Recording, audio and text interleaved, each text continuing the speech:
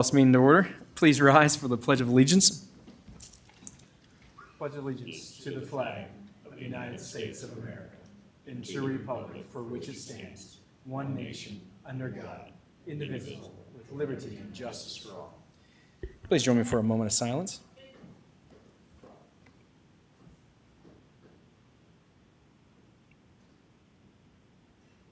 Thank you, everyone. You can be seated. Just as a reminder, please silence your cell phones. Item 1 on the agenda is the approval of the agenda, and I will move that. Second. All right, motion by Bittinger, second by Nelson. All in favor, say aye. Aye. All opposed, say nay. Motion passes 5-0. Next up is the consent agenda. Items 2 through 6 constitute a consent agenda of routine action items to be considered by one motion. Items pass unanimously unless a separate vote is requested by a board member. Item 2 is approval of the minutes of the October 14th, 2025 meeting. Number 3 is approval of the claims. Number 4 from Board Administration, Karen James, approval of resolution approving abatement of taxes for St. Thomas Orthodox Church of Sioux City. Number 5 from Human Resources, Melissa Thomas, is the approval of the memorandum of personnel transactions. And item B is authorization to initiate hiring process. And item 6 from Secondary Roads, Laura Sievers, it's item A, approve the permit to work in the right-of-way on Bigelow Park Road. And item B is approve the permit to work in the right-of-way on Eastland and Emmett Avenue. And that ends the consent agenda, and I will move that. Second. Motion by Bittinger, second by Nelson. All in favor, say aye. Aye. All opposed, say nay. Motion passes 5-0. That leads us on to item 7 from Weed Commissioner, Jared Jepson. Come on up. We're going to receive and approve the 2025 Weed Commissioner Report. We thank you, everyone, for coming to receive this report and be here for this day. All right, thanks, Jared. Here we go. All right. Do we need to move to receive? Move. Yeah. I'll second. Well, actually, this is actually it's in the backup, Oh, okay. so we don't need to receive. Okay. Yep. All right, yeah, go ahead, sir. Do I have to turn this on? No, it's on. Oh, it's already on. Okay. You're live. You guys got any questions? Only question I have is, from that front page, looks like everything is found but not a problem, so is that, I'm assuming that's a good thing? I hope so. Yeah. One thing I do want to bring to you guys' attention, on your agenda up there, Laura has a deal on there for working in the right-of-way. Just like last week, I talked with Laura. When those guys work in the right-of-way, when they're done working there, it's costing money to come back in and clean up after them. Us, it is, or the taxpayer. The volunteer trees, the weeds and stuff that's coming, and I visited with Laura about that a little bit, and we thought, well, maybe we better talk to you guys about that. When someone does want to work in the right of way, it's actually costing us money. I don't know how we handle that or how we want to handle it, but something to work on. Right, well, yeah, we could bring that back for discussion, yeah. So Laura, why don't you, if you would like to, in the next couple weeks, create an agenda item for that, just a information item, we can talk about that, yeah. So, Yep. okay, Absolutely. all right. Yeah, any other questions from the board regarding the weed? I don't think so. You guys, I did see on here on page 3, you put, what are your suggestions, recommendations? You said updating equipment. What are you? okay, what so needs our, updating? our spray truck is a 2002, and it's getting up to around 185,000 miles. And of course, when it breaks down, it's going to break down when we're using it. And so that leaves you without a piece of equipment, a very valuable piece of equipment. So it's just something to think about, maybe updating that truck. Sure. We did update the spray system on that truck 3 or 4 years ago, and we can switch it on to the next truck, I believe. I mean, that thing's working great. Okay, just a new truck. One of the other pieces of equipment is our brush tractor and mower. That's on its last leg, or getting close, and of course. What is the brush tractor currently? A John Deere 7710, 15, something like that, but. Yeah, so that's It's got, like an early 2000s. almost 9,000 late- hours. Yeah. We've rebuilt the motor in it once, transmission once. And it's getting to that point where we did the motor and the transmission. We're getting back close to them hours again. That's got to be at least 20 years old. I'll bet. Tractor, if not. Yeah, it was there when I 25. got there, and that's been 13 years Yeah. anyway. And, Okay, but all right. just something, I don't know if we replace it with that style of machine or something that's gonna go on a backhoe or a skid loader, but just something to think about. Okay. Sure. It's good Equipment to can know. always be updated, you know how that is. Okay, all right. Well, I'll move to receive and approve the weed commissioner report. Second, I do have one more question Sure, go on ahead. that. Yeah. On that machinery, is that something that, when you use it for mowing, that's the only thing you use it for in the summertime, or does it have any other role in the fall or winter? Or- The brush mower gets ran, we try to run it year round. We didn't this year as much, because of the hours on it. I mean, we hate to, have something go wrong, and then you're sitting with nothing to trade in or get rid of. It runs quite a bit more in the wintertime, because I'm not spraying. Sure. It'd be nice if it was running every day. If you look at the right of ways out there, it'd be nice if it was going all the time, but Sure. manpower and all that, Okay. Thank you. Thank you. Yep, all right, motion by Bittinger, second by Nelson. All right, all in favor, say aye. Aye. All opposed, say nay. Motion passes 5-0. And Jared, you need this back, correct? Excuse me? You need this back? Okay, there you go. Yes, sir. Yep, thank you. Yep, thank you. Thank you for your work. Keeping those weeds at bay. It's never ending. All right. Item number 8 from Building Services, Kenny Smits. It's to approve unallocated CIP funds in the amount of $300,000 and fund cost overages from reserves. Kenny, go ahead. Hi, this agenda item is for funding for the courthouse freight elevator replacement. Asking for unallocated CIP funds of $300,000 and overages beyond the $300,000 to come from either county reserves or wherever the finance director would otherwise allocate those funds from. Currently working with CMBA Architects and a couple of elevator manufacturers. That's how we came up with these figures. It was difficult to come up with these ballpark figures that we've got right now. That being, firstly, to get a couple manufacturers here, and secondly, that they're not the total bottom line dollar cost involvement in this. In other words, there's a good portion of work in a replacement the elevator manufacturer doesn't actually do themselves.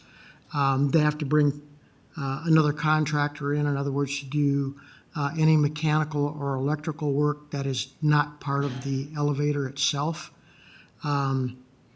Most of that work is usually code driven. I'd give you a small example. For instance, we had one of the manufacturer's contractors here, or what would be a subcontractor here, to try to help us identify all those, what those issues might be. And I haven't got a full scope of that yet, but one of the small things they noted right off the bat was, we need to change all your lighting on each floor level at the elevator exits. And I said, what do you mean? What's wrong with the lighting? And they said, you have light switches. You can't have light switches. The lights have to be on all the time. It's a code violation. Okay. There's going to be others. I just don't know what those are. But this is the best figures that we have available right now, so we're requesting the funding. How many elevator manufacturers will make a custom fit elevator? I don't know the actual number. I'm going to say probably about 5. Okay. What kind of warranty do these come with? I would say initially it's probably a 1 or 3 year warranty, depending on manufacturer. However, you can buy extended warranties. I'm just curious request. if one or the other offered a better warranty. And that's something we would also look at, yeah. And what's the lead time, general? Because I know every company might be different as far as what it takes to make it, but what are we looking at for a timeline? Our timeline is probably going to be 6 months from the date that we give them a green light. Wow. Before we get to that point, we are going to have to go through having the architect draft the specifications. We're in that process right now. And going through the CIP competitive bid process. So that takes usually about 5 weeks through the board. So if that helps you give you a timeline to it. Usually by the time that you've given the green light and they're in the manufacturing process, which is going to take about 6 months, they say, It usually takes them, they will tell you it will take them 6 weeks to install. Okay. All right. Well, then I would move approval, so we can get the ball rolling. Second.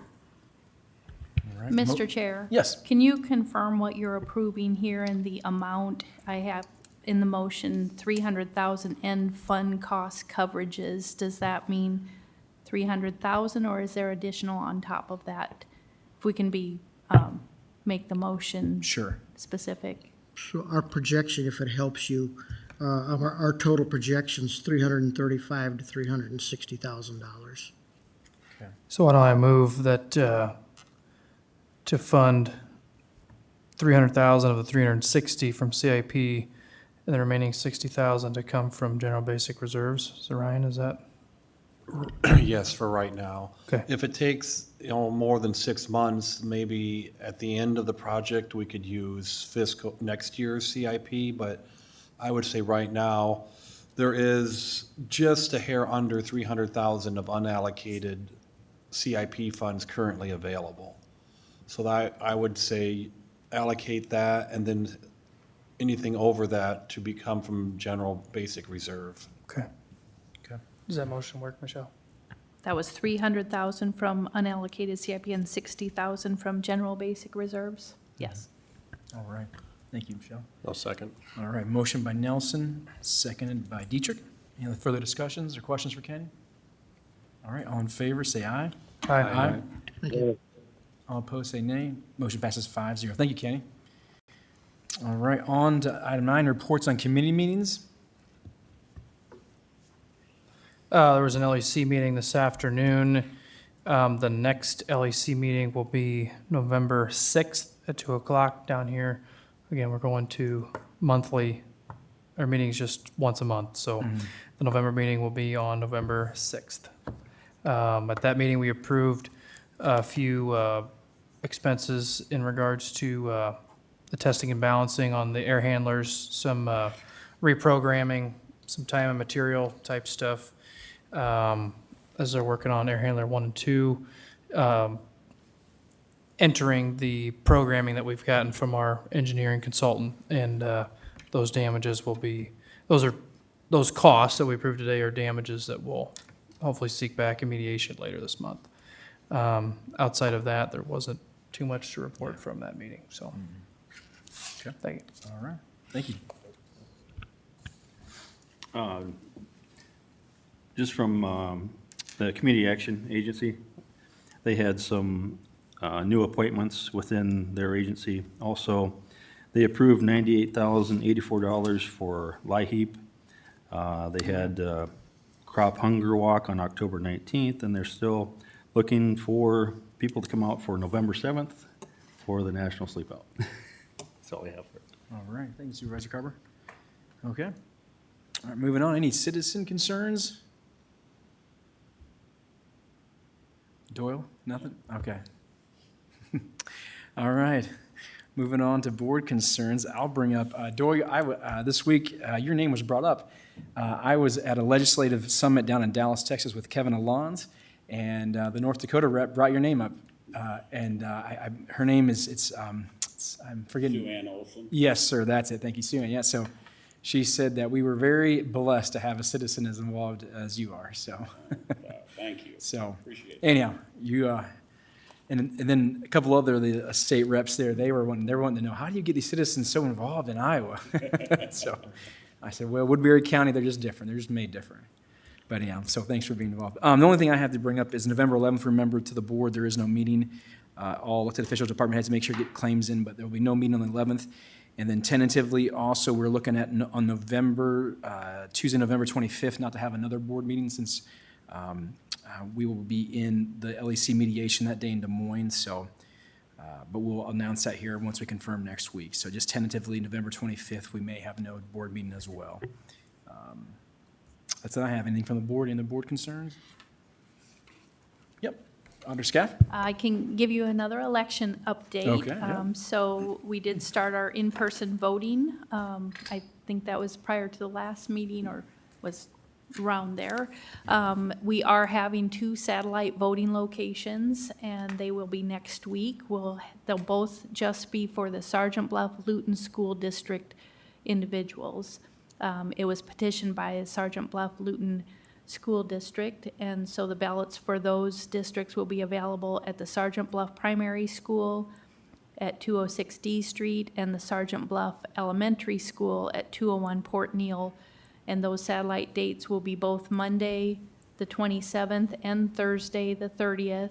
Monday at both locations will be from 4 p.m. till 8 p.m., and Thursday will be from 2 p.m. till 8 p.m. It's all on our Facebook page if anybody missed that, and we also put a press release out with that information. I will say, I've been following your Facebook page, so it's excellent, so thank you for putting that out to our citizens.